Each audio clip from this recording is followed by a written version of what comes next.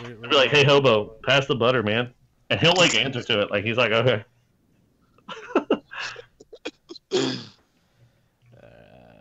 so we are transition this over. Looks like we are live. So continue your conversations. Just fucking No, no. no conversation. You're not the boss of me. I'm just trying to. No, so Red Dead Online comes out this week, right? It's Yeah, if like you if you bought pre-ordered, you get it. sooner. Yeah, you get it Wednesday. If you didn't pre-order, you get it Friday. So yeah, god fucking damn it. Just like my shifts that I work like from basically like 5 p.m. to or 4:30 p.m. and I get home at like 4 a.m. And it's Wednesday, Thursday, Friday, Saturday. So I'm gonna get it right before my fucking stretch. It fucking blows. That sucks. I have 2 weeks before I can touch anything because of school. Like, Yeah. Just How's that going? 2 weeks. This week and next week, and then it's finals. We'll know in 2 weeks. Yeah, if I'm still here, I guess. Yeah, I don't envy you. No, it's not fun. But the cool thing is, I make cool things at school. You know, like I can't imagine going back to school right now to try and get another degree and just like going back and doing that like with a full workload and everything else that I do and writing for websites and shit. Like I just cannot imagine trying to throw school into that mix again. Yeah, when I was getting my master's, I was an idiot and decided to get my master's in math because I always wanted to. And so I was getting my master's in math while I wrote for a fantasy football website. I podcasted for them. My wife was pregnant. My really good friend had to move in with us because his, issues. And I was also an assistant soccer coach. So I got like a grand total of like 3 hours of sleep every day. Like it was the worst moments of my life. Like I told my wife, value my sleep too much. I was like, if I can get through this, I can get through anything. Like I was like, this is like just complete mayhem. Yeah. Yeah, absolutely. So we're gonna get this going here shortly. Who are you? I'm Sean. What do you mean? I'm talking to myself. NFL fantasy wise. So we're gonna break up the who are you into like personal, Tyler. Just a little like I'm a teacher, that kind of stuff. And then the fantasy football kind of wise. Okay. Do we think Winds of Winter's ever gonna come out? I don't know. Probably not. He's doing other stuff. They got him working on the prequels too.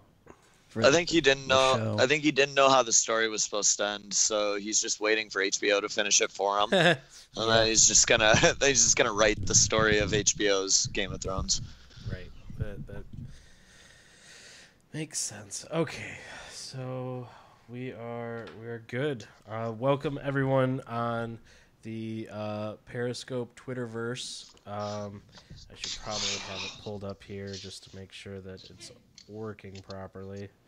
We apparently have 19 viewers, which is cool. What's up, viewers?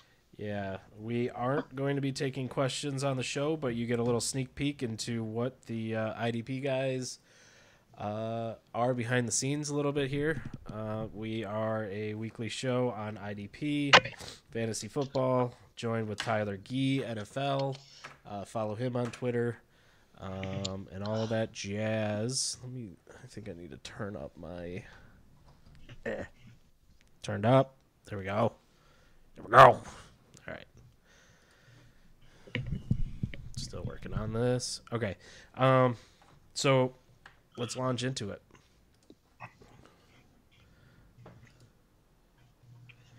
And we're joined today by the lovely Tyler Gee. You can find him on Twitter at Tyler Gee NFL, and Gee is spelled Ghee. Correct, Tyler? Yes, sir. All right. Very odd name. Yeah. Well, I found Gee in the the grocery store the other day, and that reminded me of you. Wow, that's very touching. That's the only reason you're on the show today. Absolutely. It reminded me I needed to bring you in. Yeah, Nick got hungry one day. So- I was like, oh yeah, we could probably bring that dude on. So, fun little fact: ghee is like more of an Indian type way to do butter, and it's basically instead of using butter, most Indian cultures use ghee instead. And so I'm a teacher, as you know, I teach mathematics, and I had a student who was a young lady who was of Indian descent, and she was her first generation over in America. And she was saying that she went over to her parents and told her that she really liked her math teacher, Mr. Gee. And both of them laughed really hard. And he's like, you got to understand, like, I basically came home and told my parents that my math teacher's name was Mr. Butter. Yeah. And I was like, Afra, you're a nice girl and all, but I really can't have you call me Mr. Butter. I feel like that's just like inappropriate for a high school setting. And she was like, oh, absolutely. And I was like, all right, cool. as long as we're cool with that. So yeah. Kind of a weird name, but yeah, absolutely. For sure. So you're a high school teacher. What else? Give us a little insight into who is this Tyler Gee, Mr. Butter himself. Oh, well, I have an affair with Miss Buttersworth. Really good. We actually had our first kid named Pancake. It is, I'm actually married to a woman. There's one woman daring enough to marry me. We have a son. I teach and I run the fantasy football franchise. We are a website, podcast, group of guys. Nate actually somehow got intertwined in that mess.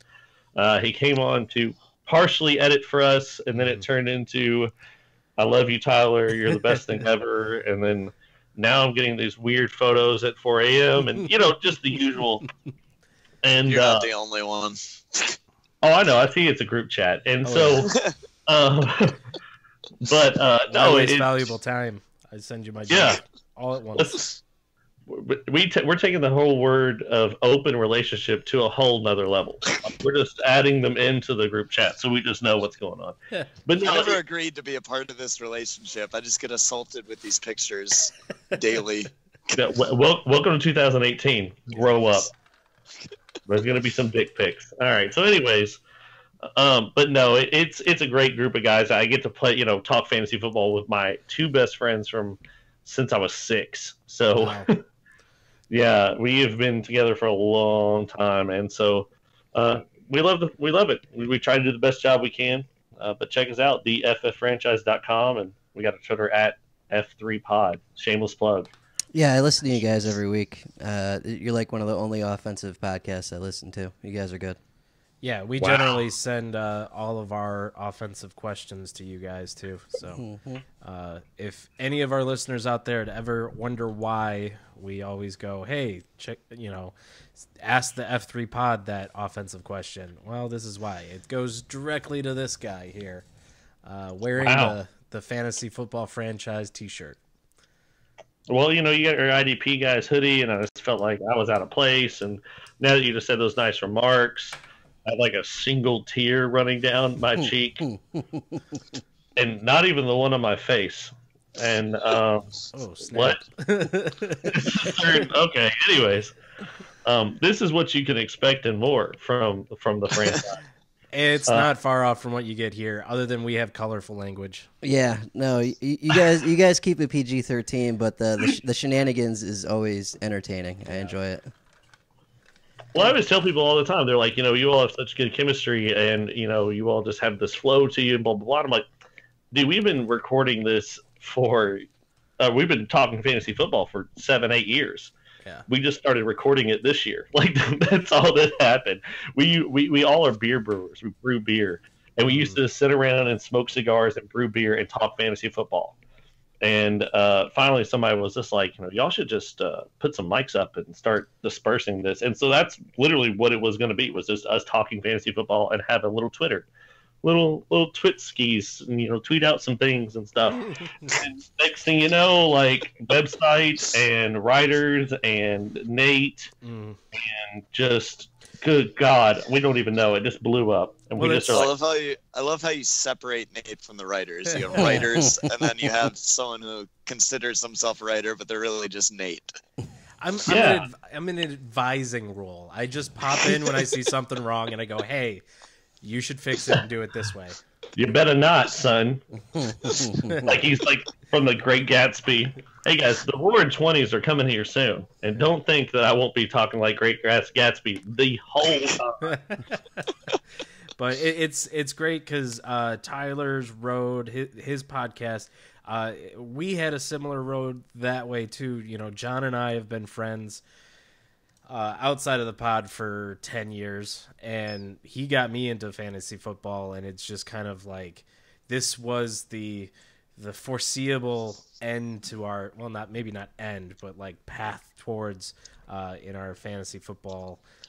Towards greatness. Yeah, towards greatness. Towards we. And I don't have friends, so I don't know how we ended up here. Yeah, no, we just tagged you on, man. But so you know, it's when you've got that long-term, you know, relationship, you can already have built in your like great camaraderie and that atmosphere. So it builds for a great podcast. And you know, Tyler, I can't say I listen to it every week. John does, but when I do, I love it. So. Yeah, this episode's pretty good. This last week, I started throwing out some crazy stats. Oh yeah. Last 4 weeks, people that are emerging, red zone targets over the last 4 or 5 weeks. Just people that, yeah, you know, maybe they started off a little slow, but they're doing it now, and you can't ignore them. Yeah. Well, hold that thought, because we would like to hear some of those crazy daters that you guys like to throw out. But first off, we want to hear how your first year of IDP is going. Oh, you know, do you remember your first year of offensive playing, like your first year of fantasy football? Close your eyes. Championship. Not even bullshit. I did too. I swear to God, I did. I got there on Aaron Rodgers and Matt Forte, and that's honestly one of the big contributors of why I'm a Bears fan, because Matt Forte carried me to a championship. And not only did Matt Forte, but my wife's family were Bears fans, and so I literally just simultaneously just like came together with all that. Mm-hmm. But going back to your first one, you're kind of just picking people that have like high projections and people that you like know a little bit of their names. Like going back to year one of offense, you're like, I know who Aaron Rodgers is. I'll just play that dude. And so like that's kind of me in IDP right now. Like I'm getting the hang of it, and I'm recognizing like, oh, Bobby Wagner is healthy. That's a good thing. Let's play this dude. Like, you know, and I know that name, and he is a name that I know. And look, his projected total is large. So look at me. And also, I know his name. And his average total's good. So holla at your boy, you know. And so, but I am well aware that I am glassing the surface, because you know, just the same way I did with the offensive. Am I doing enough to get by? Absolutely. Am I like diving in to be like, oh, this guy's a sleeper, and these different defensive schemes, you know, listening to you all, oh, they're moving to this, you know, and it's like, so the implications from that, not there yet. I know, I'm sorry. But it's just, I'll get there. I think year one is like survival mode, like just get there, like have a starting roster, know what some of these names mean, and then year two is like hold on, your bar for year one is to have a starting roster. Absolutely. Like, I just want to make sure that I have players on my team. hey, listen, all jokes aside, but see, you also got to remember too, like the way that I have done IDP was not the cutesy little like, hey, I'm with some buddies and we're just gonna try it out for fun. No, like Nate's like, hey man, I've got this dynasty bankroll 14-man superflex start 12 IDP people. You want to join? And I'm like, I got him. Yeah, I got him into that one. Sean, I was trying to get Sean in there. Oh, So there's no we didn't even kiss on the first date. We're just ripping off clothes, and I'm sitting there like, The league's name is 50 Shades of IDP. yeah, yeah.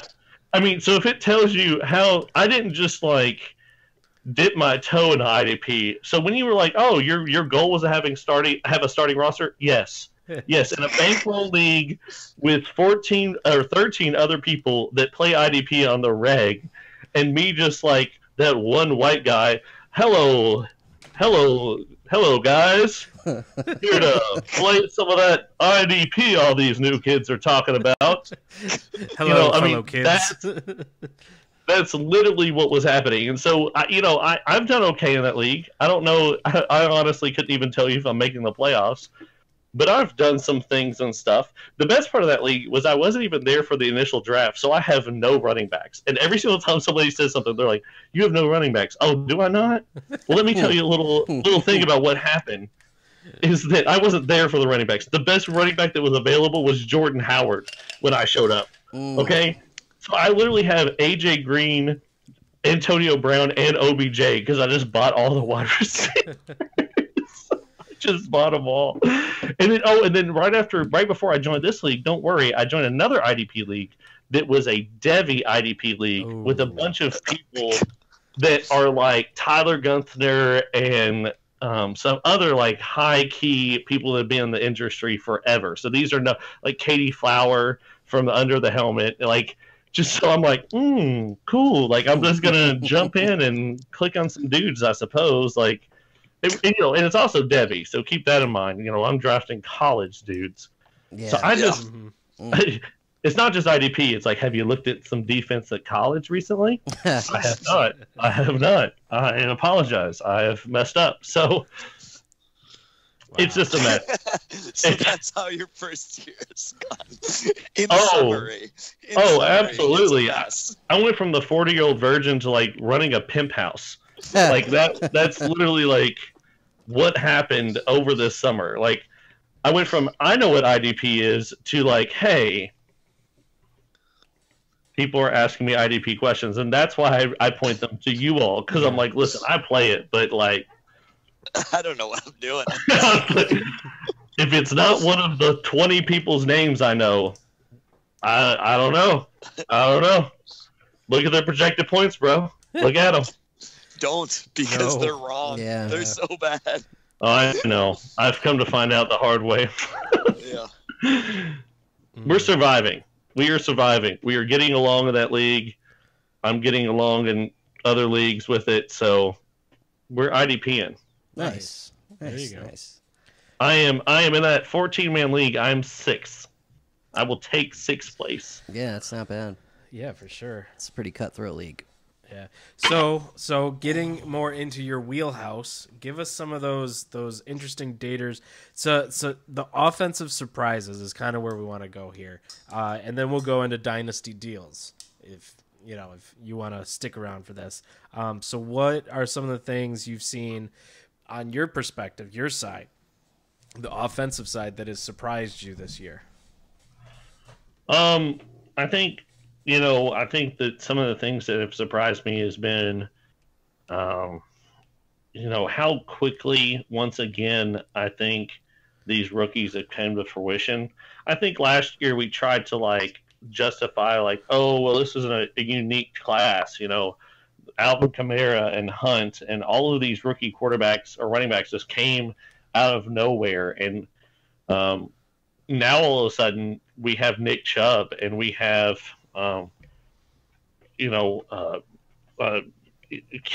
Johnson, and we have Saquon, of course. Yeah. I think is kind of a gimme, but I mean, you also have Philip Lindsay, and he's been great. How much these rookie running backs are just really just kind of changing the format. I think that we had one year where basically the main running back that you could talk about was Zeke. And then we had last year, the big explosion of Kareem Hunt, Alvin Kamara, all this. And I think everybody was kind of like, well, one of these guys will do good. Saquon will do good, but the rest of them, But, I mean, they've been really, really solid. And, I mean, we talked about it last podcast. In the last 4 games, so if you take the average of some of these players' last 4 games, the leading rushing attempt person, the person that is leading the leagues in rush attempts for the last 4 weeks or last 4 games they've played, is Nick Chubb at 88 attempts in 4 games. Yeah, but if you look at that, the counterpoint to that is you go back to the beginning of the year and just like you look at redraft formats where these running backs were taken. You got to remember that you have Ronald Jones, Royce Freeman, Rashad Penny, who all have done almost nothing this year. And also remember that Chubb and Kerryon Johnson both took a while to get going. So for a while there, it was Phil Lindsay and it was Saquon Barkley, and nobody drafted Lindsay. Oh, I agree, but I think that was the most surprising thing, was just to see them finally kind of reemerge. Like, I'll be honest, I'm in one league and I'm winning solely because I drafted Kerryon Johnson and Nick Chubb and just held them on my bench, just waiting for them to just do something. But I think that's the most surprising. I think there's also been a lot of busts that were really surprising. And a lot of busts that are surprising as in veteran guys. You know, from a dynasty perspective, I talk all the time about how if you've got a couple of years left with a guy, you're okay. But there's been some busts that have not been great. Like, you know, Doug Baldwin hurts. I mean, it really does. I mean, he's kind of coming more into fruition, which is good, but he just hurts. I mean, Larry Fitzgerald hurt. I mean, just to be honest, like there were some dynasty leagues. I spent a second on Larry Fitzgerald knowing that, yeah, I don't have long with him, but I'm trying to win at it. And now I'm like not playing Larry Fitzgerald. So I just kind of quote unquote wasted a second. I mean, you know, it's just, so those type of things, like some of the older guys are just really, I don't know, just really surprising that's kind of the path they went down. Yeah, they finally hit their wall.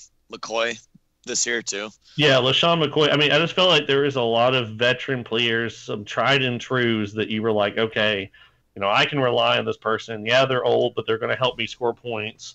That just kind of fell apart. And I think that when we start talking about dynasty, I think you're going to see more of a shift towards the youth even more so. I mean, there's already a shift towards, there's this ageist with dynasty that just want the young guys. But I feel like we're going to see it more and more because of how many like veterans just kind of just fell apart on us. And that's sad. And I guess I'm totally okay with that because so much of the ageist perspective in Dynasty is people start like cutting ties with players at like 27 years old for the new shiny toy. And it's like, man, 27 years old, you still got a few really good years coming, especially for 3 a years. receiver, man. That's my rule. Yeah. 3 years. And so for a wide receiver, I usually consider about 30, 31. Is about when so at 27, like Adam Thielen, he's fine. He's gravy. Now, I'm well aware Thielen's 29, but yeah, he got 2 years at Thielen probably. Look that up for sure. But I mean, either way, I mean, it's one of those things that I think he's 28 and he just turned 28. Okay. So that's why I said he was 27. So, I mean, yeah, you've got 3 more years, about 30, 31. So, you know, and then with the running backs, usually it's about 29. It's about when I'm like, okay, you're going to go downhill from here. Right. So I mean, if you can ship off rookies that you really like haven't seen anything out of, or ship off picks for, you know, a 26, 27-year-old running back, like someone like Tevin David Coleman. Johnson. Tevin Coleman's getting a new contract next year. He's going somewhere, and he's going to get paid to go somewhere, and he's still got 3 years left in him. David Johnson's great. Bell. Le'Veon Bell's a little different for me. I have a lot more faith in David Johnson than Le'Veon Bell right now. I might be alone in that, but that's where I'm at on Bell. No, you're not alone in that.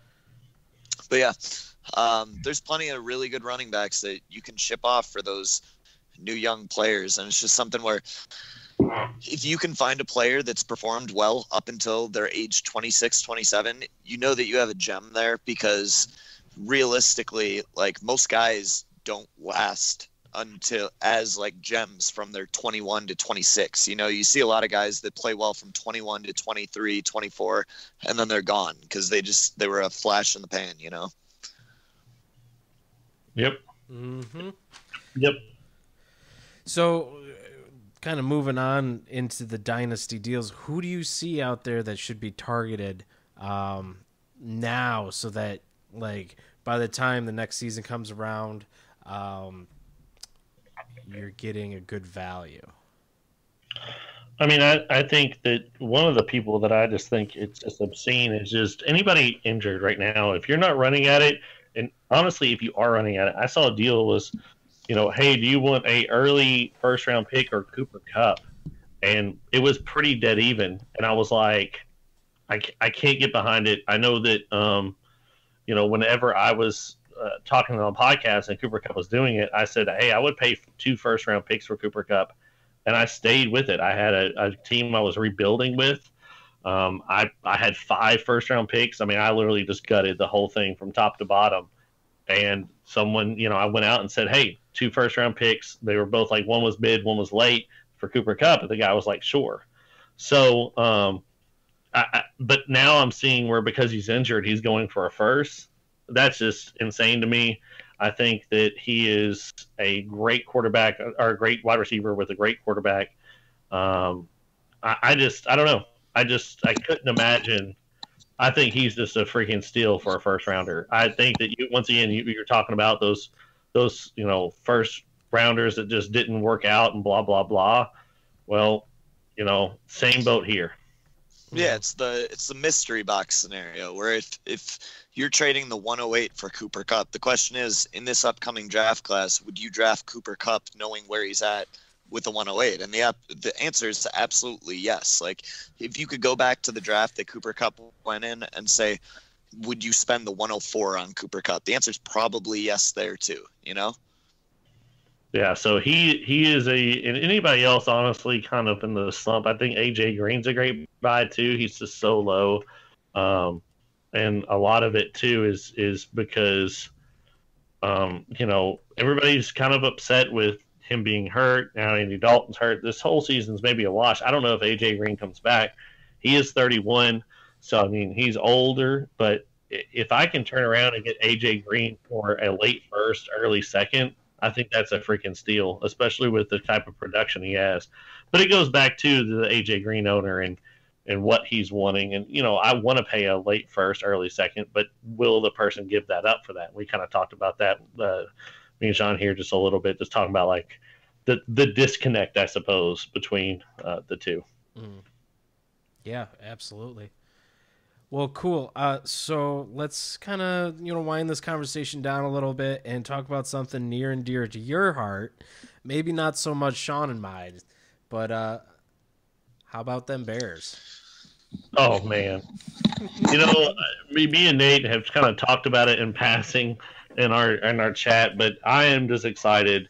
I hope Mitch Trubisky's okay and he's willing to come back this next week. What I worry about is he's probably still a little sore, and they're thinking they don't need him for the Giants. But anyways, I think my favorite part though about the Bears isn't even like us doing successful. I mean, yes, obviously, but like the way that we're doing it, I've never been a big fan of the gunslinging, but who cares about defense? And I know you love to hear that as the IDP guys, but like, I hate that aspect of like, we're going to win and we're going to win by putting up 50 points while you all put up 44. Like, I like that. I think the Bears have something like 27 forced turnovers. Mm-hmm. Like that to me is where you win games. And I think too, it's where you win. Like it's where you establish a dynasty because like, defensive players too like don't require as much money. I mean, let's just be honest. Like, yeah. I think the Green Bay Packers are struggling because they paid Aaron Rodgers. Not that he doesn't deserve it, but when you have to pay a rookie or a veteran $114 million contract, where does the rest of your money go? I mean, they had 12 starting rookies, like on defense and offense. I mean, that's half of your team is rookies, and so. I like the defense. I think that it can last. I love Khalil Mack, obviously. And it's not even just Khalil Mack. It's just how he has taken that whole defense and made them step up. Do you think that was worth the trade? Yeah, I do. The only time I ever had the hesitation was when they first did it and I hadn't seen Mitch Trubisky play. Yeah. I saw him play under Fox, but that didn't count. And so, because let's be honest, it doesn't count. Well, anybody under Fox would have looked horrendous. I mean, John Fox was a joke. I mean, his offense was like freaking high school. We're gonna run it up the field. Formation. Oh my gosh, John. Literally, anything else besides? God damn it, John. Hey, get a wide receiver in besides Darrell Inman. Thanks.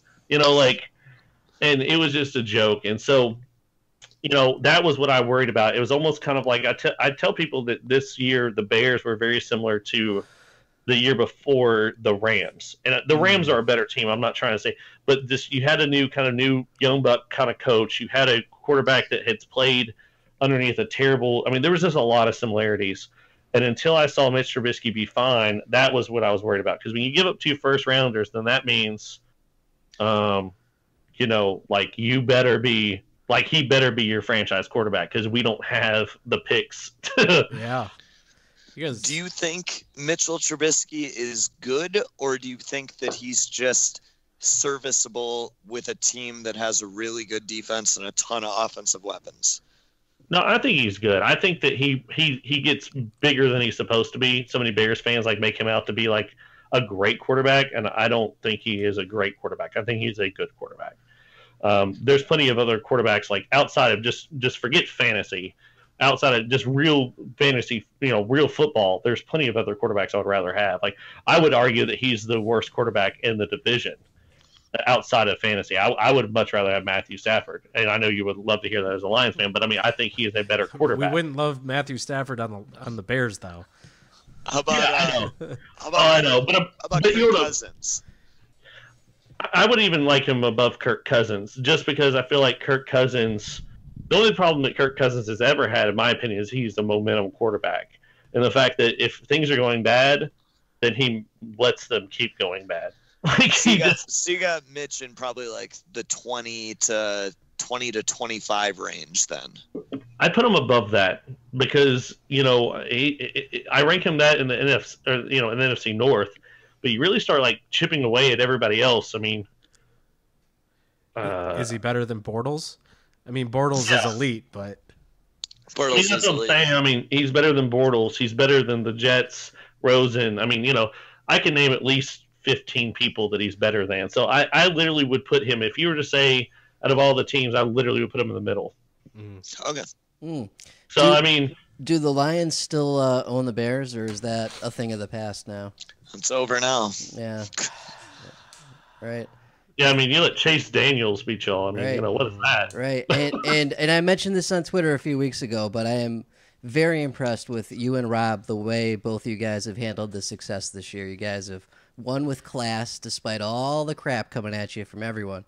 Before this season, during this season, you guys have done it with class. I've been throwing That's that how crap. That's how most fans deal with it. But you deal with Nate, who says 16-0 after 1 So that's, your view of fans is very skewed. I will say, I've been very realistic throughout this entire process as a Bears fan because, I hated those fans that I love Jonathan. He's on our podcast, but Jonathan is a Cowboys fan, and it doesn't matter how bad of a season they have.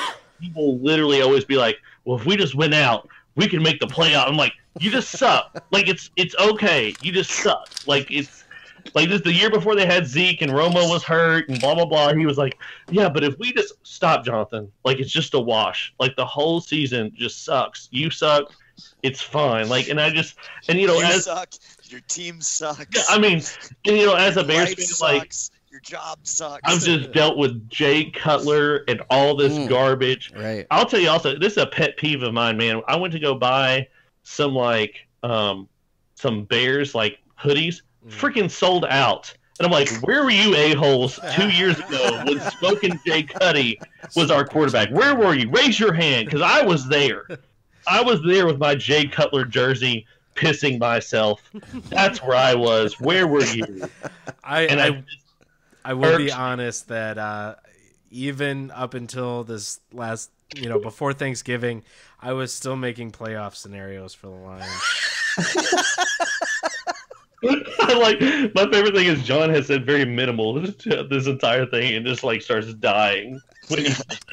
He's been waiting for you to come on. Oh God! Just to. No, but I love it. I'm soaking it in. Fun little fact before I because I do got to hop off here soon. But the Bears, when they won the Super Bowl, which I don't think we're going to, but I think we'll make the playoffs, which is a victory for the Bears. You guys Yeah. might win the division. Win the division, definitely. Yeah. So, but the year they won the Super Bowl in 1985, we lost 3 games in the regular season. We lost to the Patriots, we lost to the Dolphins, we Yep. lost to the Green Bay Packers. Right. The same exact 3 teams we've lost to thus far. Oh, that's why. I didn't even think about that. That's wild. Interesting. Well, on that note, we should let you go. You're going on the open bar now? Yeah. Cool. I'm a popular band tonight, which is weird because normally no one likes me.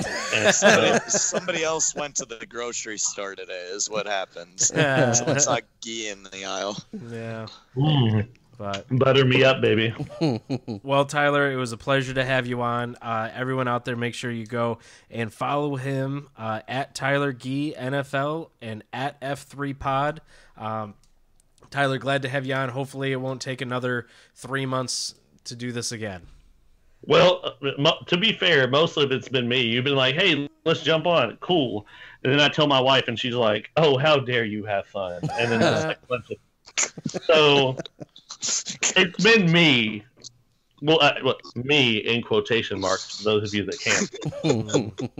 And so I appreciate it, guys. I love what you do. I love Nate.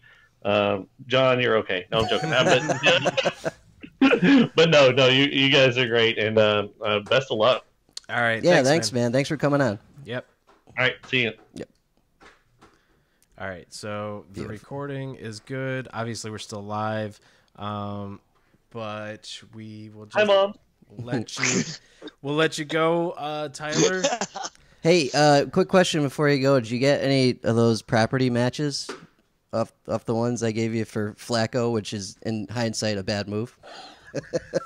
Oh, yeah. I don't know if that happened, but I'm so glad I traded off, Flacco. So, yeah, it doesn't matter. That was not. It doesn't matter. That's Even not, if I don't get the properties, I win this. Yeah, it's not working out very good.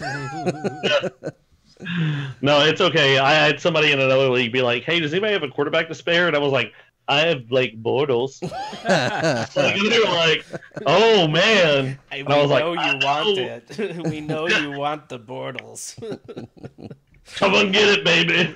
Legs are flopping. Anyways, all right, I gotta get off here. They're already sending invites, All right, and man. I'm out of beer, and I gotta pee, and it's a whole big mess. All right, Have a I'll good talk night. to you later. See you, Nate. See ya, buddy. Bye.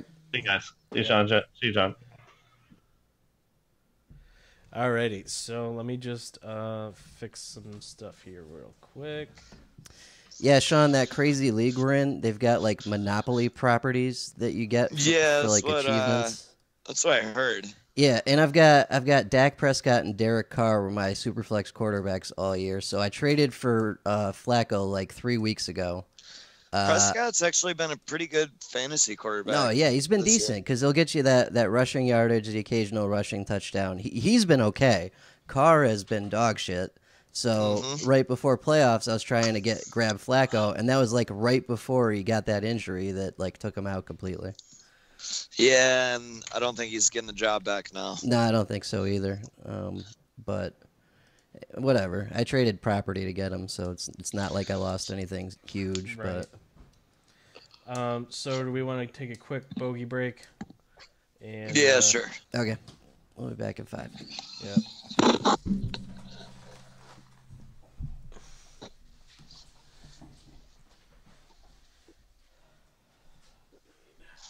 Drinkage.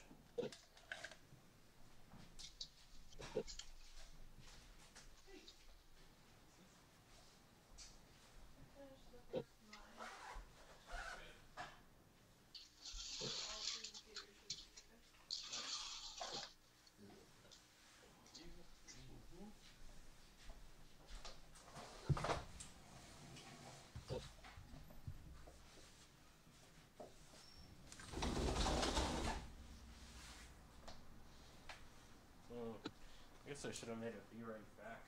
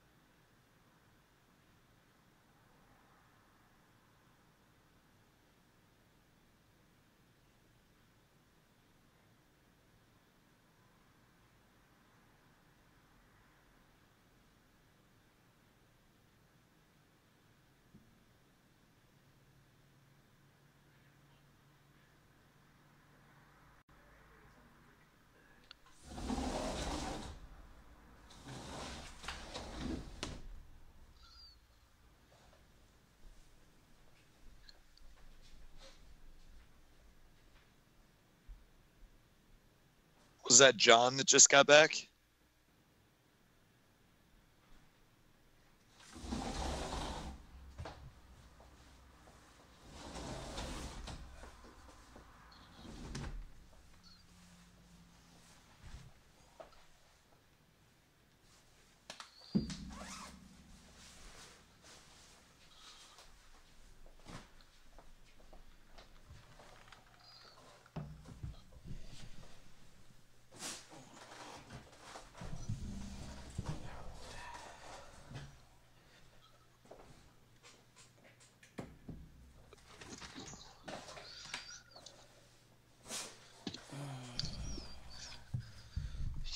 Yo, Nate, your PS4.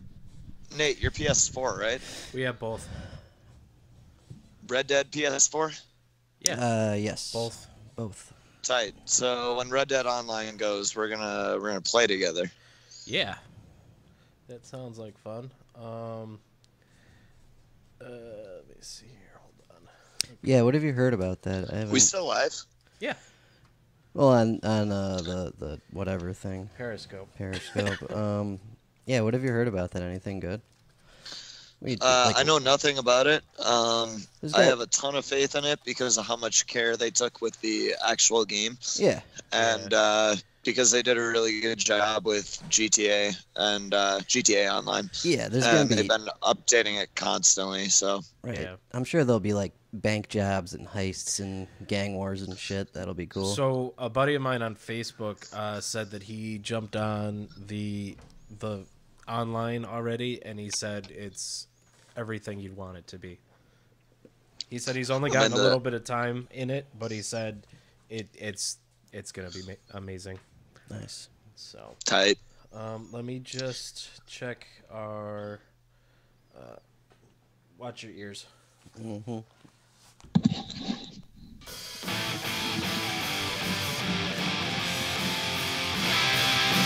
We'll probably need the Eschmeinscheiser at least once. Oh, you can add that after though, right? Yeah, I'll add that after. Okay. Just give it some time. Yeah. Yeah, we got a gut check with them. Yep. We do. So I'm going to add that in later because that means many different like moving parts that could end with us getting our ears blasted. So, Sean, you shouldn't have any issue because technically all our sound is coming through the computer microphone. So you're not actually going to hear our drops.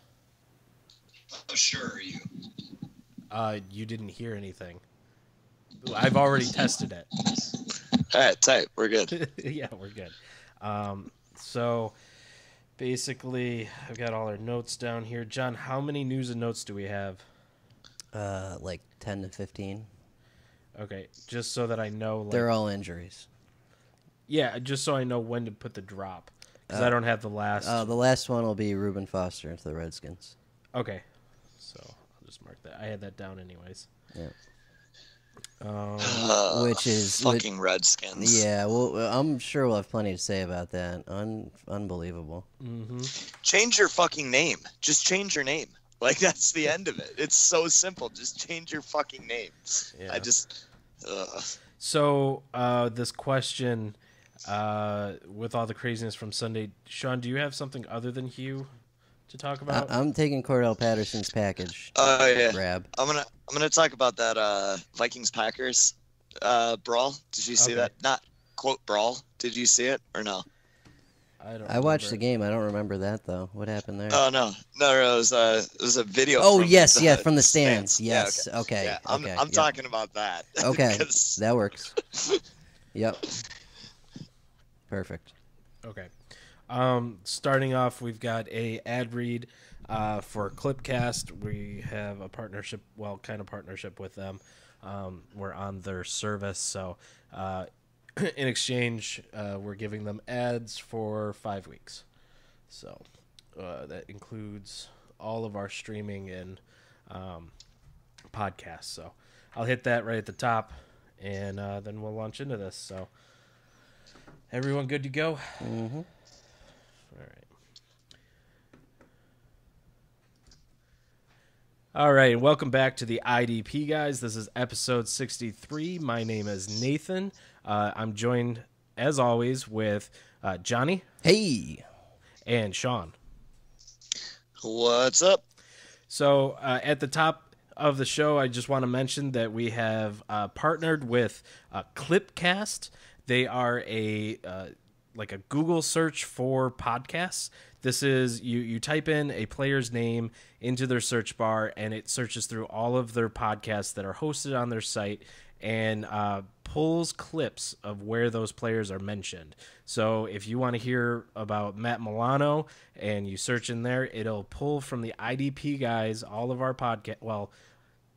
recent podcasts, and it will pull the clips where we talk about them, and you can go directly to that clip, about 5 minutes. And then if you want to listen to the whole show, you can also do that. But they have a whole bunch of different dynasty, redraft, regular fantasy football podcasts. They're just starting off with fantasy football first, and then they're going to expand to other genres, other types of podcasts. But follow them on Twitter at clip_cast, and go to their website, clipca.st, searchable podcasts, targeted clips. With that, let's launch into the question of today. With all the craziness from Sunday, what was your favorite story from the weekend? Ooh, I want to go first. You go first, Johnny. All right. So my favorite thing was the Jets, I believe it was defensive lineman that sat on Cordell Patterson after his play. And then Patterson reached up and grabbed his package and gave it the giant squeeze to get the guy off him. So, yeah. I just wanted to put it out on the airwaves that a Patriots player was grabbing another guy's package. So that's why I'm talking about this I feel story. like that's not the first time someone's grabbed nuts on it happens. National television. I've seen it in college more lately, but it happens. What is the purpose of that? Is that just a little just to get them off you? Oh, see, I've seen someone reach down and grab a handful before, in a football game, and it just, is that just like a nice "how you doing"? Like smacking someone's butt. Nobody says how you're doing like that. Nobody. Just a little like, oh, thank you, that was a good hit. Little, what was that? Andrew Luck.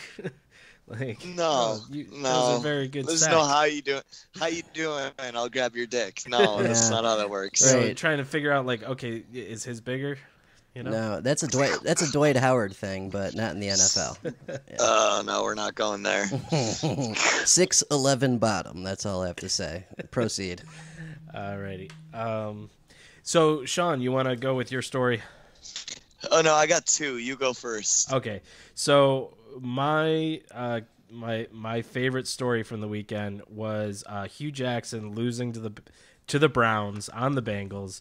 I felt like it was a good cap of just like the new Browns coming out, beating their old coach. I mean, he's not really coaching another team, but he did get an interception handed to him by Demarius Randall, as well as some shit talked about him.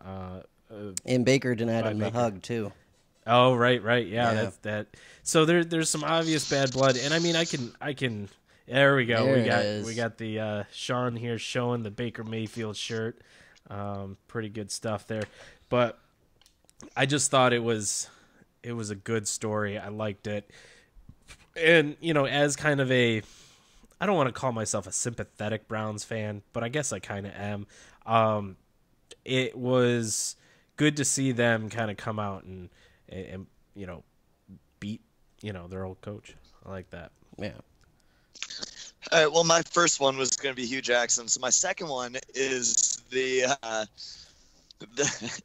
70, 80-year-old man that tried to choke out Packers fan cheering at the Vikings game, where he said, I don't remember what he said, but he's like, you can do whatever, but you can't do the whole woo thing. It's like, dude, he's cheering. That's what people do at football games. And so, I mean, Packers fan does it again, and this 80-year-old Vikings fan just immediately goes for the chokehold on him.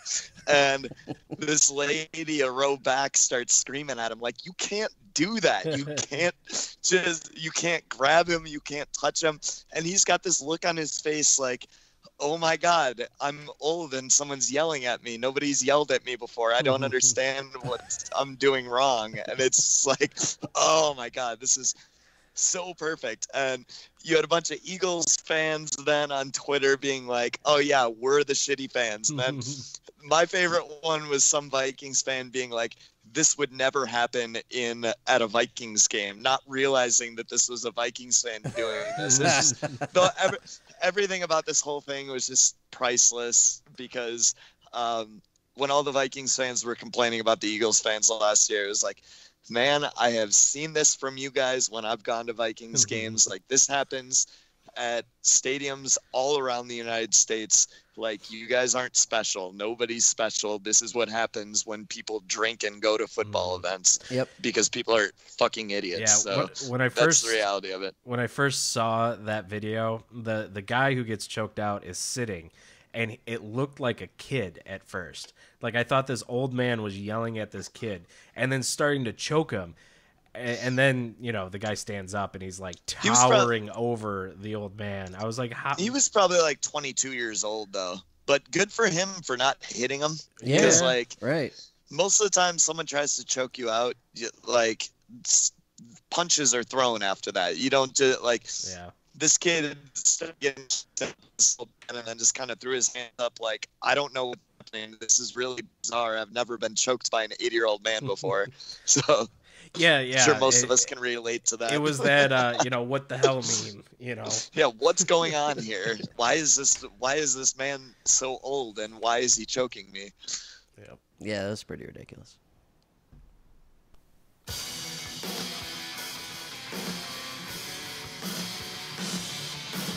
This week's news.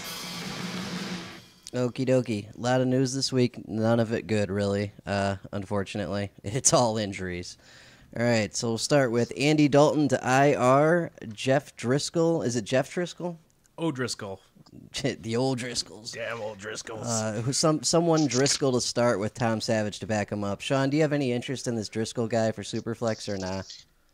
Yeah, I mean, any QB who's available for Superflex or 2QB, you go after him. Outside of that, no go. Gotcha. Next one, Melvin Gordon, out a couple weeks, several weeks, in fact. When he really probably didn't need to be playing that far into the game, it was a blowout, but that's a different story. Obviously, Austin Eckler time, yeah? Yes, sir. Okie dokie. Justin Jackson's the other sneaky pick up there, which, like, ironically, I was making a dynasty trade like 2 days before game day, and I asked for Justin Jackson just as a throw-in, where it was like, yeah, he was going to drop somebody, and it was between three guys. I was like, yeah, give me Justin Jackson, throw him my way, and just throws him my way, and suddenly we got value there, so I'm into it. Yeah, nice. I was actually going to ask you about him on offensive waivers. So we'll get a little more into that later. So the Jags shit-canned their offensive coordinator and benched Blake Bortles for Cody Kessler. Do we think this helps or no? Bortles is elite. They're definitely going to – it's really a cost-benefit thing where it's like, do you want him to be elite on the field, or do you want him to be elite reviewing film for Cody Kessler and be elite warming the bench for Cody Kessler, you know? So realistically, you can't go wrong. Anywhere you got Bortles, he's gonna light it up and do his thing. Beautiful. Sounds good. So another part of that game was the Leonard Fournette fight, for which he has been suspended 1 game. That's not great.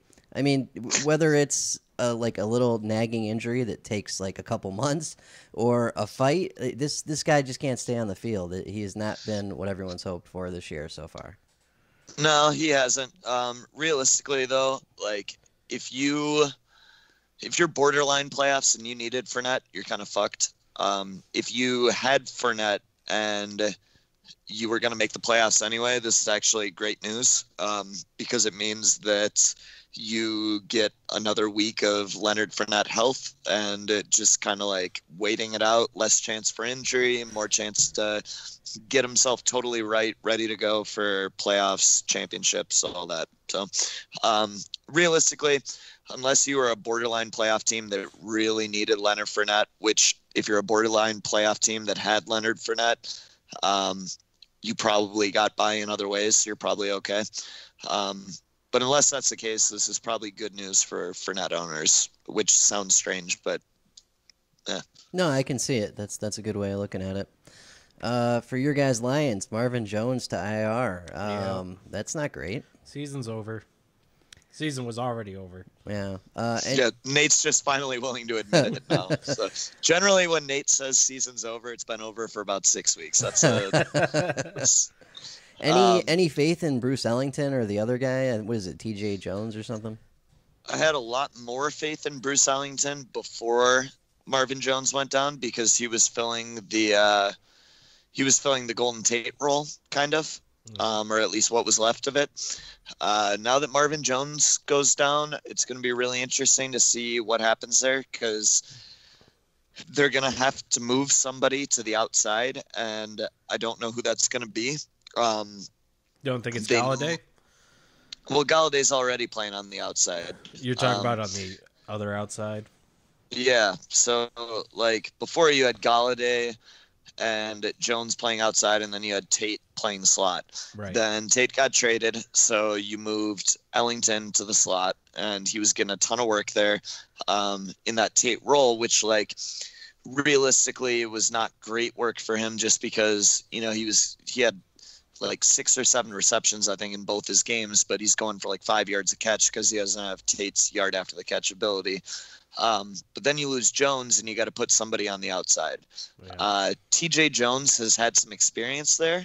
So I would assume that TJ Jones moves to the outside then and Bruce Ellington stays in his role. So the value bump, I think, goes to TJ Jones. Yeah, I'm not even 100% sure if this guy's still on the team, but is Brandon Powell going to get any time? I don't think so, but it's possible. He's on the practice squad right now, I believe. I'd have to double check that, but yeah, he'd be a sneaky pickup. I know that they've done everything in their power to not bring him up to the team this year, so or play him in a meaningful capacity. But in your dynasty teams, he's definitely a sneaky, like, end of the bench 26th, 28th player type of stash. Yeah, he had some good preseason games, if I remember. He did, and he's definitely somebody that I think is going to be a part of the future. Yeah, but that future may not be for 2-3 years. So, like, I don't know. It's definitely a risk, but the reward is there if it ends up panning out for him. So, okie dokie. Jack Doyle to the IR. Do we think that they still go with 2 tight ends as much as they do, or does Ebron get all this value? They'll still use 2 tight ends sometimes because they're not going to make Ebron block. But you'll see more of Ebron where, like, basically before you had Jack Doyle doing most of the blocking and Ebron got most of his targets down in the red zone area and all that stuff. And that'll continue, but you'll start to see them using Ebron the way they use him in the red zone a little more often out on the field so that they can minimize the number of times that they have to put their third tight end out there. So I got a question. Do you think that Ebron's using Stickum this year? I think, you know how I feel about Ebron. I've been a supporter of him all along, and I think that Detroit fans treat him like garbage. And I've gotten hate mail. I've been reamed on Twitter. I've been reamed on Reddit. I remember when I published my Ebron sympathy article, I had to turn my phone off at 5 a.m. because I was getting so many notifications just the double middle finger. Like, just it's like, man, okay, I'm gonna turn my phone off. I'll wake up in a couple hours here and we'll read through these 90 notifications later. But well, I'm loving everyone like, oh, Ebron leaves the Lions and now he's such a great, player and whatnot. But it was like, he was always a good player. But if he would have caught all of those balls that were thrown at him in the end zone, he would have had however touchdowns in how many games. No. His red zone targets, I saw a number the other day where it was like his red zone targets this season with the Colts have exceeded his total red zone targets while he was with Detroit. And like, Well, they're yeah, not when you using him. drop balls in the end zone, you tend to not get targeted in the end zone. It's not even that, though. They were asking him to play inline tight end and all that stuff. His drop rate has only gone down a little bit. Like, he's not that different of a player this year. He may be playing a little better because he's playing with more confidence because he doesn't have fans that hate him sitting in the stands, like sitting there booing him for everything he does. Like, yeah, of course he's going to be playing a little better, but he's the same player, man. The Colts just knew how to use him, and Jim Bob Cooter looked at him and they're like, there's a guy who can't block, who's a really good route runner and can stretch the field and can make plays in the red zone. Let's ask him to do none of those things and instead ask him to block. And that's what they did with Ebron in Detroit. And that's why, like, when I say underwhelming, he was still a top 10 producer at the tight end position. It's just the fans in Detroit definitely skewed that. And beyond that, like, the scheme in Detroit just screwed him over. So I don't know. Props to Ebron for making the best of his situation and going out there and balling. Yeah. Yep, he's a great deal on FanDuel also currently. Him and Cameron Brate, by the way. Anyways, so Kenyon Drake shoulder issue. I didn't get a timeline on this one, but Sean, do you even bother with Frank Gore, or do you just hold your horses and wait for Drake at this point? I don't bother with either of them. Okay. Basically, Gore is a pickup if, like, you have somebody else who's injured. Like, if you had Melvin Gordon and Melvin Gordon went down, go ahead and pick up Frank Gore. But, like, if you're looking for somebody to pick up to add actual value to your roster through the playoff run, that's probably not Gore or Drake. Works for me. Evan Ingram was last second sat for a hamstring issue before the game this week, and like no one knew about it, so everyone played him and got 0, which was terrific. Let me tell you. Did he get one target? I don't even know if he got that. From Or what did he from not what I play at read, all? he didn't play at all. Okay, I missed that game, so like I was wondering what the hell happened there. I played him. Right. And He was I declared just looking at- active. He was declared active and then just didn't play. It was crazy. Perfect. Yeah, but he should be fine. It's week to week. Tony Jefferson had an ankle injury. I'm not sure on the severity of that either. I would caution picking up whoever is going to replace him if it is a multi-week thing. Just the Ravens kind of have a lot of moving pieces on their IDP, and there are only a couple guys that are consistent, and I highly doubt whoever replaces Jefferson is going to be one of them, so I'd steer clear of that. Marlon Mack, concussion. Is it Naheem Hines time? What do you think? Assuming that he doesn't come back this next week. I mean, if it's just 1 week, no. I mean, it's the same thing where it's like, yeah, if you need a running back to pick up, yeah, that makes sense. But again, if you're looking for real value through the playoff run, it's probably not going to help you. Alrighty. Nate's guy, Josh Bynes, thumb injury to IR. We'll talk about replacements for him a little later in defensive waivers, but that kind of hurts. Dude, I literally picked him up in a league to replace somebody else that had just gone to IR, and it's like, man, this has just been – that's the story of that league where it's like, yep, one guy goes to IR, I pick somebody else up to replace him, that guy goes to IR, fill somebody else in. It's just been a nightmare. You're the fantasy reaper. Dude, I drafted Joey Bosa and Deion Jones in that league. Yep. And it was like, yeah, okay. So that was a lost year of IDP for me. Yeah. Jeff Heerman, however the hell you say his name, tight end Broncos, also to IR. Is Matt Lacrosse going to be a thing, or what do you think? Nah. Works for me. I didn't plan on it anyways. And the last one is Reuben Foster, picked up by the Redskins after being waived by the 49ers for lighting up his newest girlfriend, because that's what he does, and that's who he is. So I'm staying away from this one. I think even if, this happens, he goes to the Redskins, with Mason Foster and Zach Brown there, and Ryan Kerrigan and Preston Smith, I don't know how much production he gets. B, he'll probably get suspended.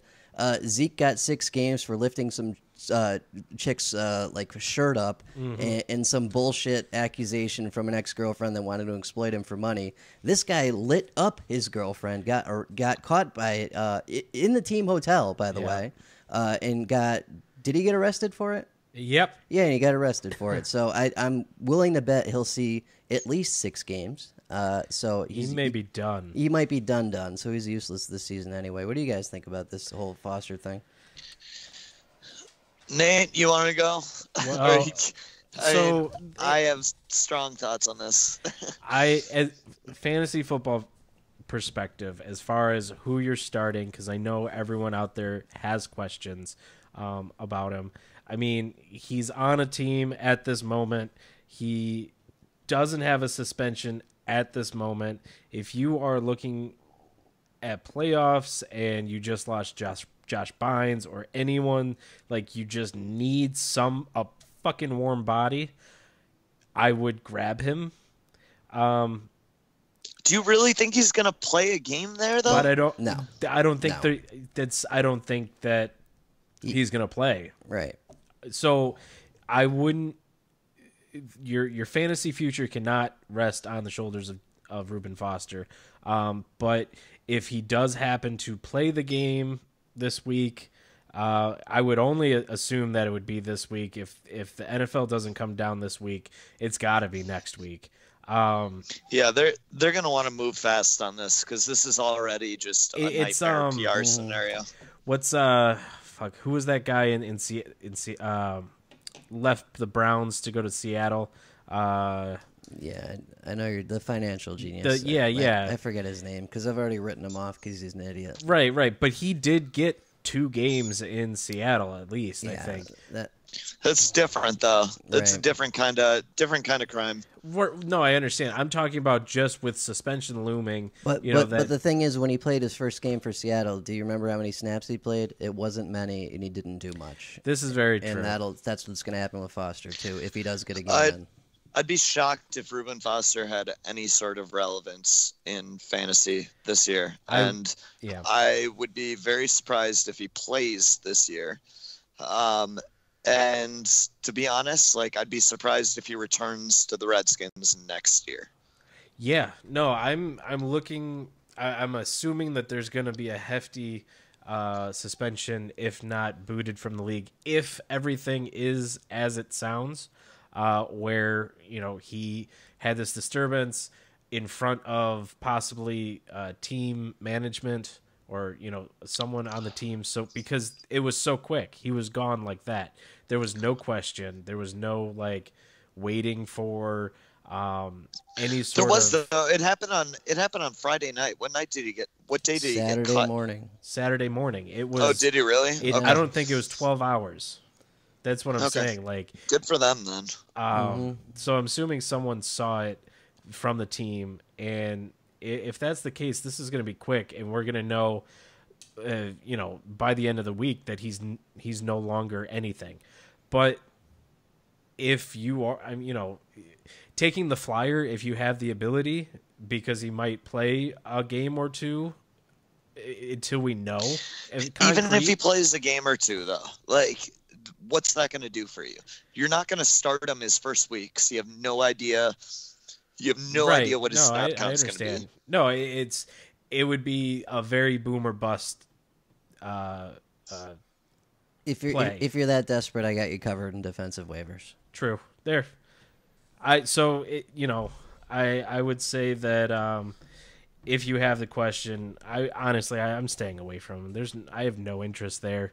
I just, we don't know what's going on. We're not NFL associates. We don't know when things are going to come down. It could be some nonsense too. You never know. But it sounds like, because it happened so quickly, and they shit canned him immediately, and it was at a team hotel. Yeah, it sounds like it actually happened. So, yeah, I mean, they invest a first-round pick in him, right. And generally, you invest that much into a player, you're going to at least give him the benefit of the doubt, where it's like, okay, we'll wait to see how this all shakes out. And it's like, nah, we know how this shakes out. You're gone. That's it. So yeah. I have very little faith that this is going to come out in Foster's favor here. Yep. So you guys are happy you took Jared Davis now, right? Yeah. Dude, I'm disappointed we drafted either of them, but here we are. Right. Right. Yeah. So.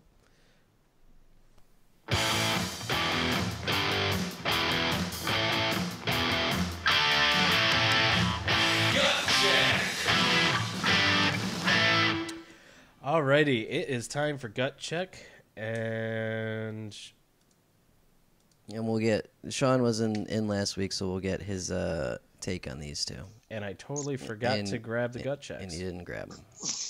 I was busy doing all the other. Color me shocked. Tight. No. Did we, Just take a did we remember to tweet them out at least?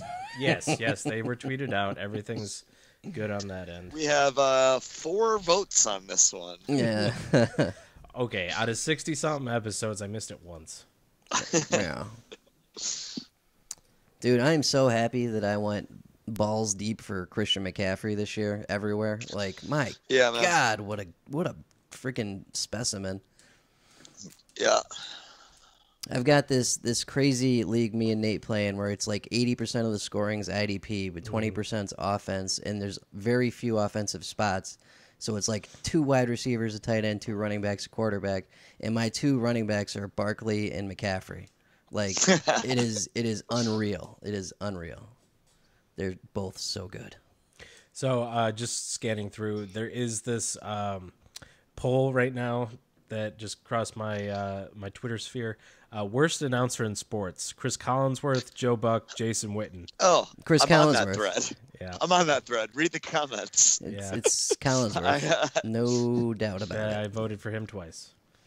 I voted for Joe Buck. Oh, yeah, he's bad too, but Collinsworth just drives me crazy. Like, I said, do we see Joe Buck's face in this scenario? And she asked me if it made a difference. I was like, oh, yes, it does. yeah, I can't stand Collinsworth. He's one of the few guys that I actually like mute sometimes because I really can't stand him. I mute most of them, to be honest. Yeah.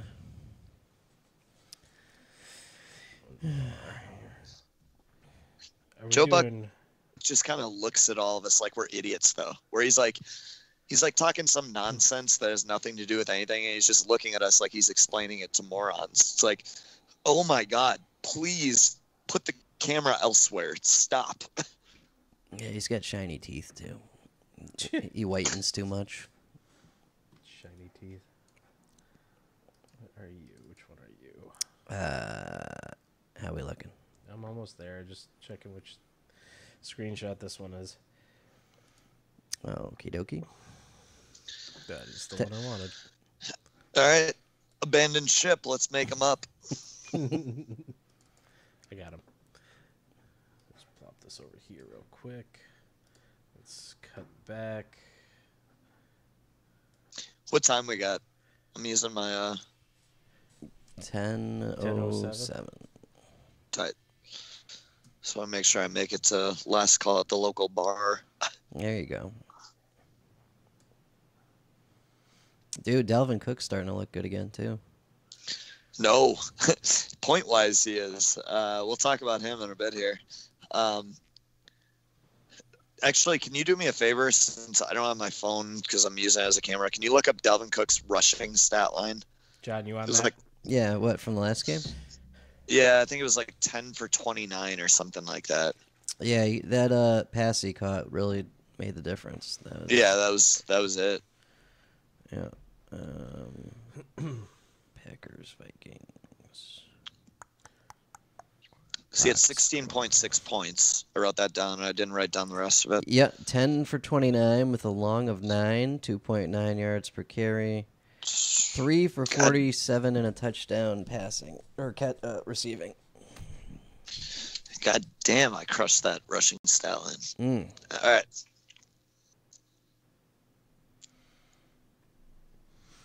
All right. So let's jump back into this now.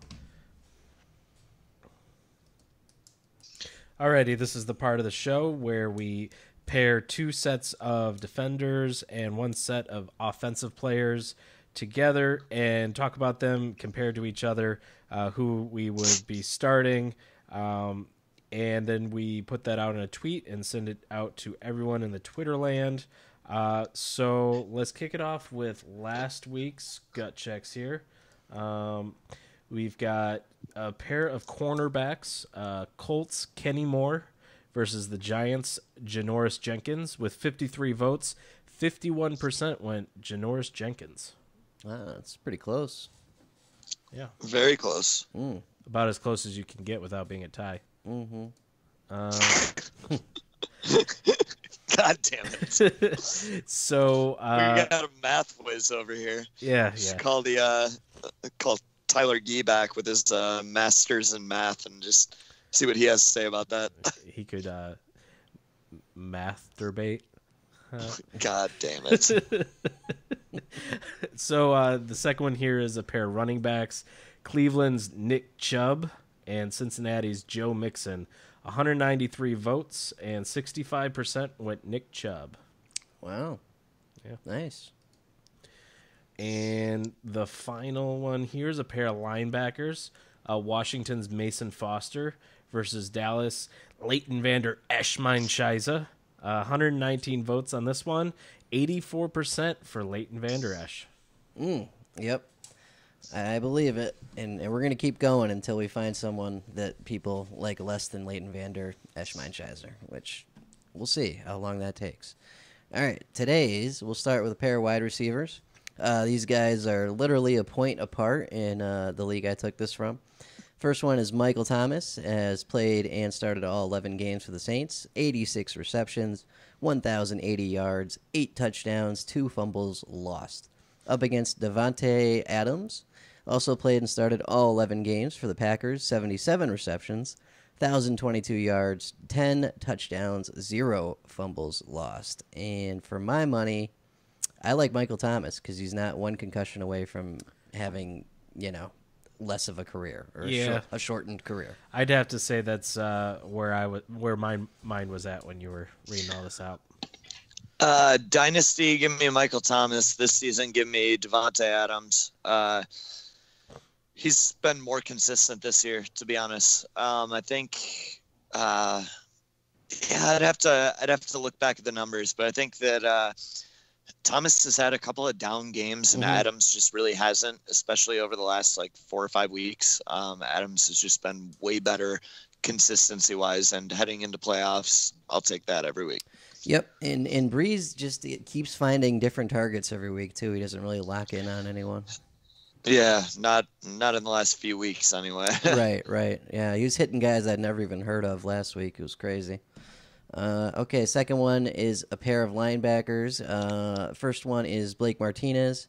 Has played and started all 11 games for the Packers. Has 60 solo tackles, 37 assists, 4 sacks, 2 pass defense, 9 tackles for loss, and no forced fumbles. Going up against Leighton Vander, who has played 11 games for the Cowboys, started 6, has 72 solo tackles, 21 assists, no sacks, 7 pass defense, 2 picks, no forced fumbles, and 2 tackles for loss. And Dynasty, I definitely want Leighton Vander Esch-Meinscheiße. For this year, I probably want Martinez because he's going to remain consistent, whereas when Sean Lee comes back, which is kind of mirrors what we were talking about last week, this production may not suffer as much, but the snap count is going to go down a little bit for Leighton Vander Esch, and eventually that does catch up to you production-wise. So what do you guys think?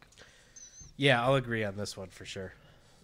I guess I'm just playing counterpoint. I'm taking LVE. I think that since the bye week, he's been super strong. Obviously, Sean Lee being out helps that, but I think Sean Lee came back for 1 week before going back down again. I think they're going to try and cut back Sean Lee's snaps as much as they can just to keep him healthy. So yeah, I'll take LVE. I really hope so, but the Cowboys are notorious for being stupid. Yeah, So I hope so. 1 point against jaded Cowboys fan. Yeah, right. So last one is a pair of safeties, and I wanted to put a young buck up against a known quantity here. So Jesse Bates, who has played and started all 11 games for the Bengals and has not had a bad game this season, has 57 solo tackles, 28 assists, no sacks, 5 pass defense, 3 picks, 1 touchdown, no forced fumbles, no tackles for loss. Up against Harrison Smith. And these guys are separated by only a couple points. Also played and started all 11 games for the Vikings. 48 solo tackles, 11 assists, 3 sacks, 5 pass defense, 3 interceptions, 1 forced fumble, 4 tackles for loss. And I want Jesse Bates. He does not have bad games. He's as consistent and reliable as they come. Whereas Harrison Smith will certainly have monster games for you, but there are also weeks when you're getting like 3 combined tackles. So and Bates is younger, going to be around a lot longer. I want Bates every possible way. Well, just going by the stats that you said, Bates he's closing in, if my math is correct, on 80 combined tackles. And Harrison Smith is still under 50 combined tackles. Under 60, just under 60. Yeah. Harrison Smith has made up the point difference with picks, forced fumbles, tackles for loss, all the sacks, frosting, stuff like that. The stuff you can't count on. Right. He gets the frosting, but isn't getting the meat and potatoes, the tackles. So I definitely side Bates on this one. Do you put frosting on your meat and potatoes? Yes, I do. Lots of fucking knew it. Fucking knew it. Yeah, no, Jesse Bates for me too. He's had double-digit points in every single game, and I think Harrison Smith has had 3 or 4 that he's been under 10 points. So, yeah, and this one I am super interested to see what happens when we send it out to Twitter, because you're putting like this known IDP quote stud safety up against this guy that's just really had one season. So we'll see what happens. Jesse Bates is one of my favorites coming out too. So I'm like really stoked for his career. Yeah, him and Sean Williams on that team have both been incredible this year. Okay, so this is where the interview goes, and we're going to start off with offensive waivers. Okie dokie. Let me just save. All right. And okay. All right, so let's switch gears here and get into our offensive waiver segment. Johnny? Alrighty, Sean, I'll fire them at you, and you tell us yay, nay, and if you feel like expanding, feel free. First one, Justin Jackson, running back, Los Angeles Chargers, due to the Melvin Gordon injury. I like it, especially in Dynasty, but I like it because he was running effectively after Melvin Gordon went down. With Melvin Gordon out, he's going to see an increased role. He was getting most of the carries, I think, after Melvin Gordon went down, and he catches the ball well out of the backfield. So while Austin Eckler is obviously the one that gets most of the receiving work, I think that Justin Jackson can definitely improve upon his volume in that way. So you may not want to start him. In fact, I definitely wouldn't start him right away, but I like him. Sounds good. Another week of Gerald Everett trending on the trending transactions. What do you think? Yeah, we talked about Gerald Everett last couple of weeks, and he's been a buy for me as soon as Cooper Kupp went down. Tight end market is weak out there, and I like Gerald Everett. So. Also, Josh Reynolds, wide receiver, Rams. What do you think? Josh Reynolds is another yes. He's one where you're probably not going to want to start him anywhere. But if somebody goes down with an injury, he's somebody that could play depth for you at some point. So, alrighty. How about Josh Adams, running back, Eagles? Josh Adams is a yes. We talked about him way earlier in the year. But yeah, dynasty purposes, sell the hell out of him right now. I don't think there's any way in hell that he's going to be their running back next year. But it looks like they've committed to using him this year and down the stretch for playoffs. If he's still available, which I would guess he's not, but if he is, he's definitely a buy. Alrighty. We touched on Austin Eckler a little bit. That's a yes, right? Yep. Okay. How about once again, David Moore, wide receiver, Seahawks? David Moore has put up enough good games in a row where, I guess pick him up. So I still don't think he's getting the volume he needs to get to be an effective week in, week out player, but he keeps proving me wrong with his points. So naturally, as soon as I say pick him up, he's going to suck for the rest of the year. Yep, that's how it works. So I haven't heard Kerryon Johnson's status, but LeGarrette Blount was a trending transaction this week. What do you think? Yeah, no, don't. Yeah, I'm not buying it either. What about Theo Riddick? Full point PPR, yes, he's putting up probably 10 to 15 points a game in full point PPR. So, in full point PPR though, he's probably already scooped up. In regular, non PPR, he's not worth adding. So he's kind of in that no man's land.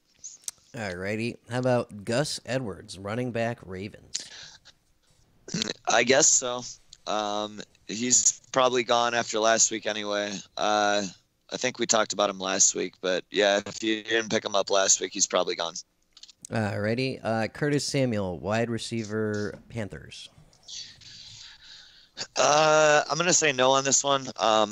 He's somebody that I had stashed on a lot of dynasty rosters the last couple of years, but I'm just still not believing in him because if you look at his actual how he's scoring his points, it's a lot of gadget stuff, and that's just not.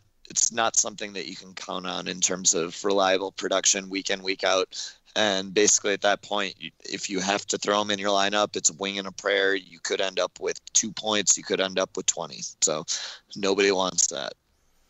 Okie dokie. Bruce Ellington, wide receiver, Lions.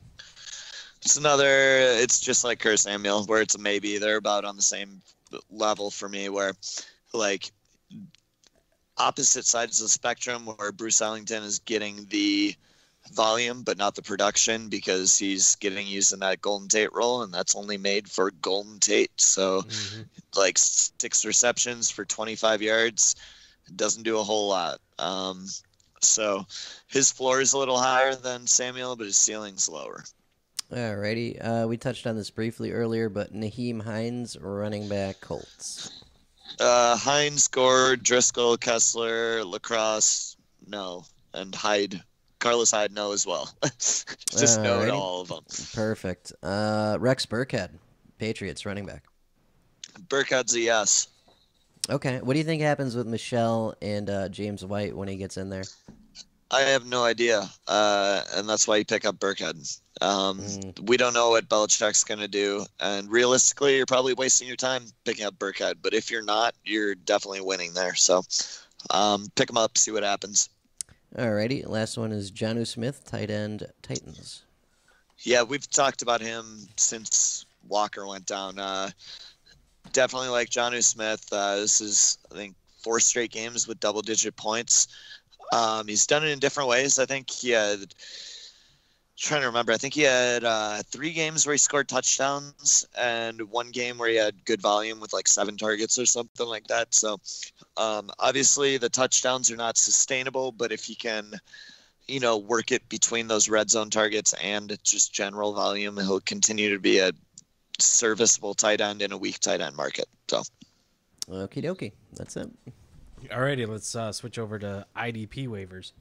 Alrighty, first one is Prince Amukamara, and besides having a great name, he's also had 3 solid weeks in a row with at least 90% of snaps every week. I wasn't completely sold on this guy, but Kyle Fuller was sort of the IDP corner to own on the Bears for the longest time, but he's been spotty this year, whereas Amukamara has been a little more consistent, so he's a decent option with good matchups against teams that can pass well.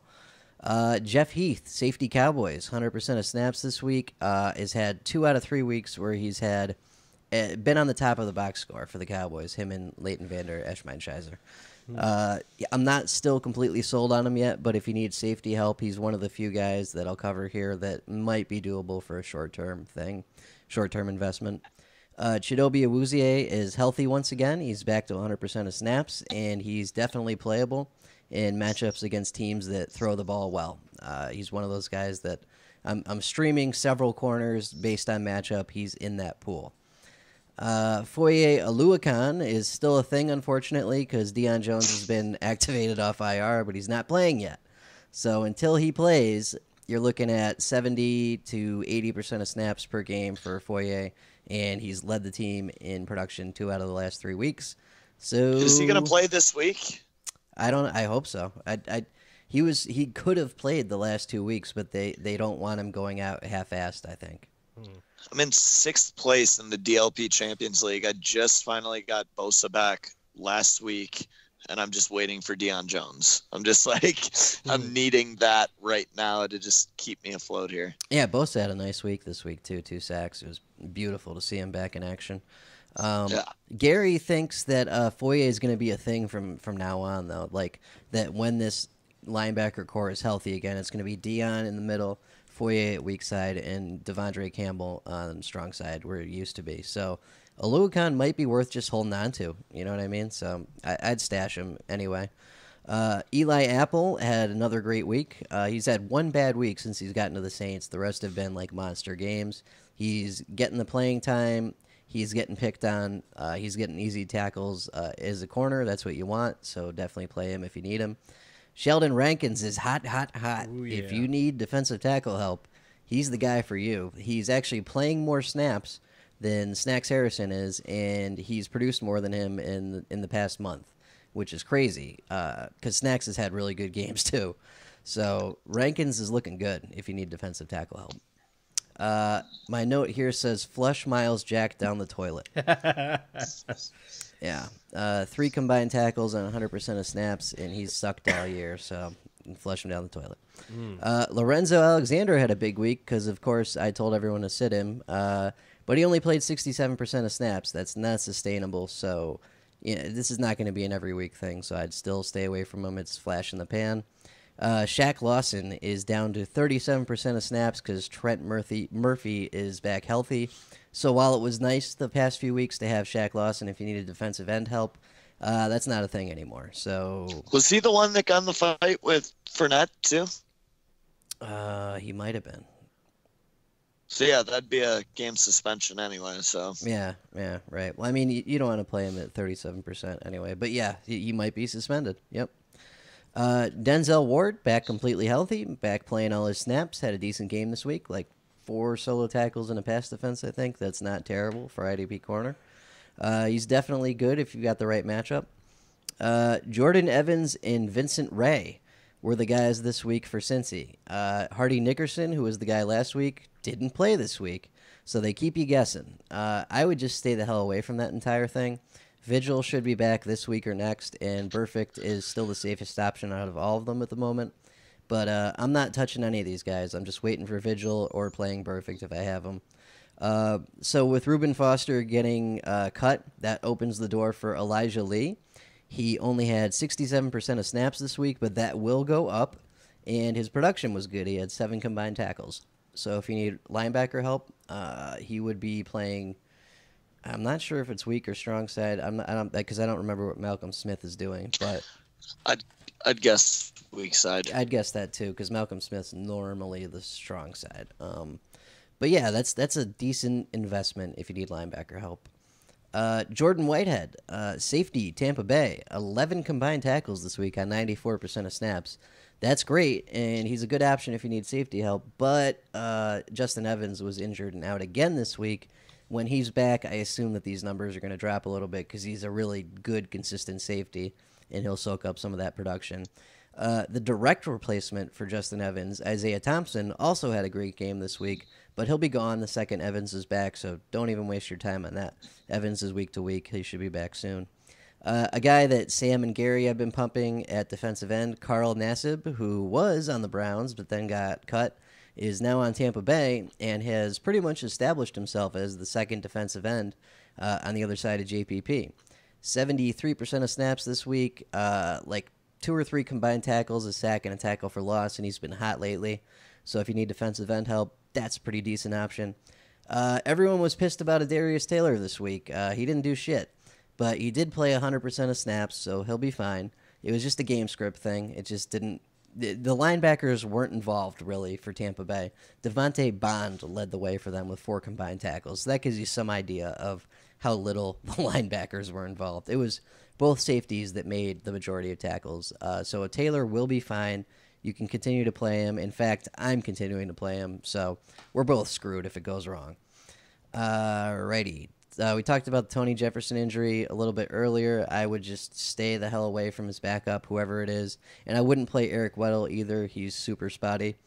With Josh Bynes on IR, that opens the door for Gerald Hodges, who actually led the Cardinals in IDP production last week. He'll be the direct replacement for him at middle linebacker. That's a good option if you need help there. Also, Hassan Reddick gets a little bit of a bump. He had a decent game, too.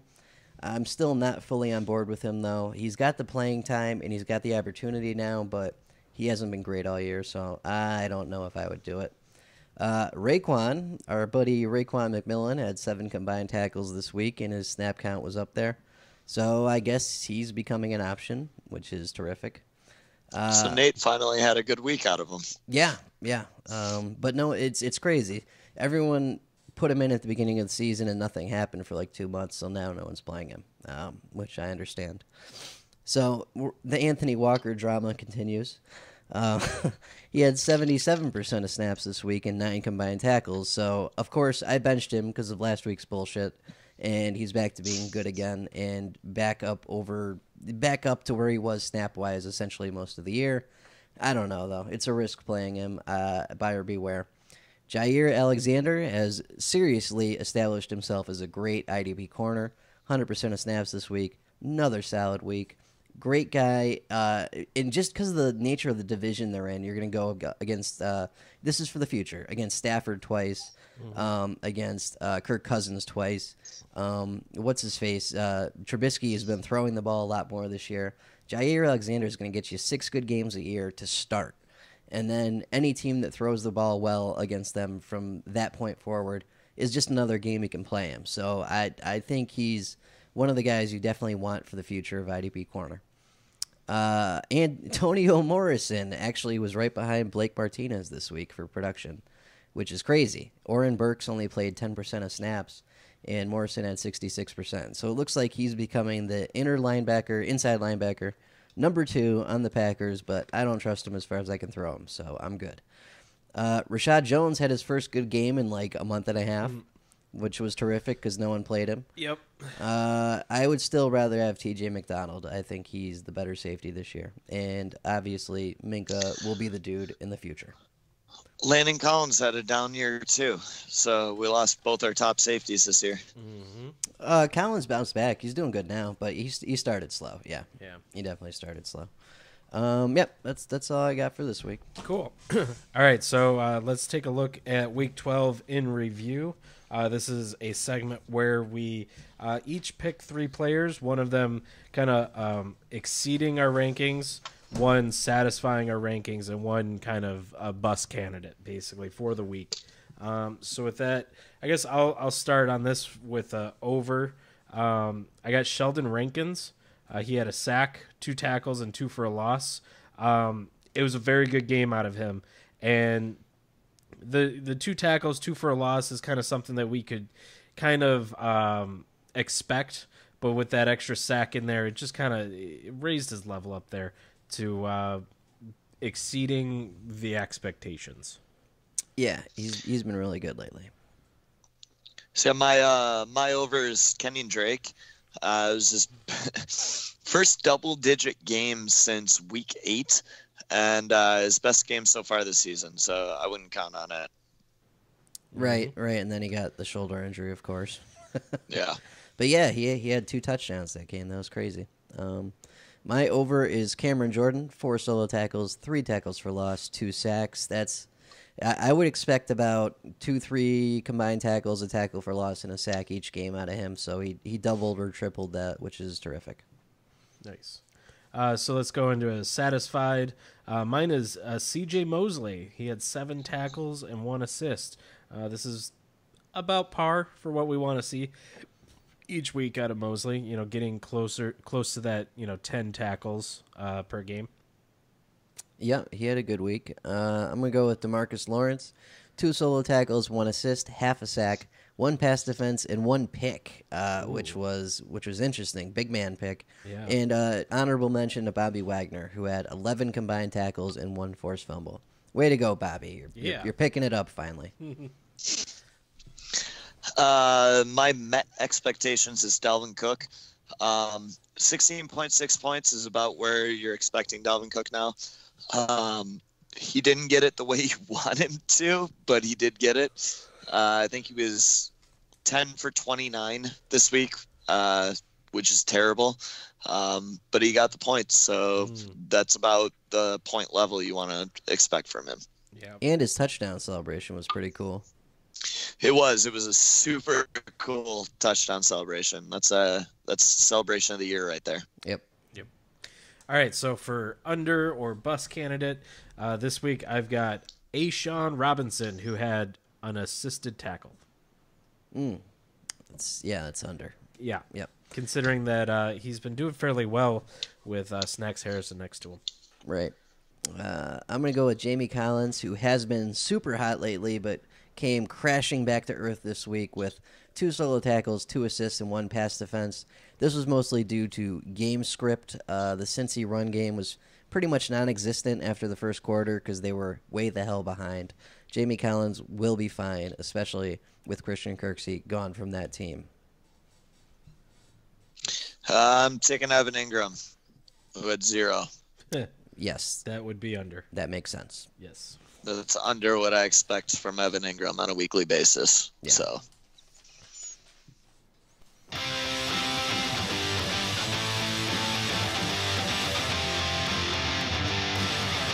Johnny the Greek. Alrighty, we are back to 500 for the year after another terrific win this week. I had Pats minus 9.5 at the Jets. They covered with a 14-point victory. And Gronk did something. So And there was a fight. there you go. Right. you're the Jeff Fisher of betting. Yep, this is true. This week, though, I've got an interesting one. And, Sean, I'm definitely interested to hear your opinion on this. I'm going Arizona Cardinals to cover, getting 14.5 at Green Bay. What do you think? Yeah, I'll take that. I'm into that. Packers have been playing like dog shit. Rosen's looking a little better. They got David Johnson. They got Christian Kirk. They got Fitzgerald. Their defense isn't half bad. I think that they can cover 14.5 points. Do you think the defense is going to be a little worse without that middle linebacker there? No, I think it'll be the exact same. so? Josh Bynes isn't special at all. No, I understand that. I'm just saying. He's a like, worn body that was a middle linebacker. that is definitely very true. Just wonder if they take even more of a nosedive. What's wrong with the Green Bay offense too? By the way, like, is this a JBC type thing, Jim Bob Cooter, Bob Cooter. or what's happening here?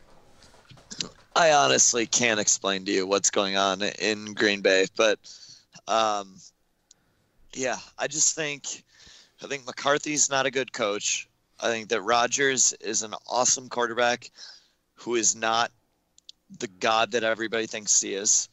I think that they have a ton of young players on that team, and they're lacking a lot of the veteran leadership that they used to have on that offense.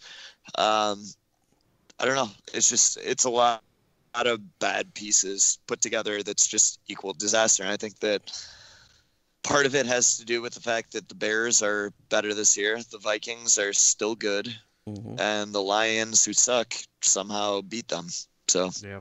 Right. And I think my favorite thing from the Vikings Green Bay game was pulling Aaron Jones for pass protection from Jamal Williams, and then immediately Jamal Williams giving up a sack the next play. That was a thing of beauty right there. Yep. For sure. All right, so make sure you're following us on Twitter at IDP guys. Individually, I'm at Nate Cheat. John is at OrangeMan3142, and Sean here is at Lanny1925. Subscribe to the show. Go to our website, idpguys.org. In the far right, halfway down the page, on the thingamabob.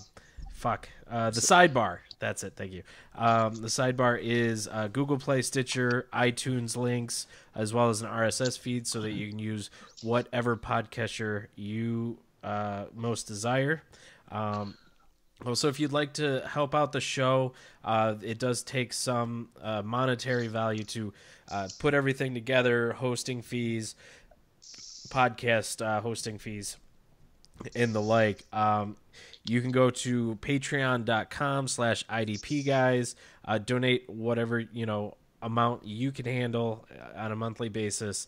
And in return, we do offer some extra perks.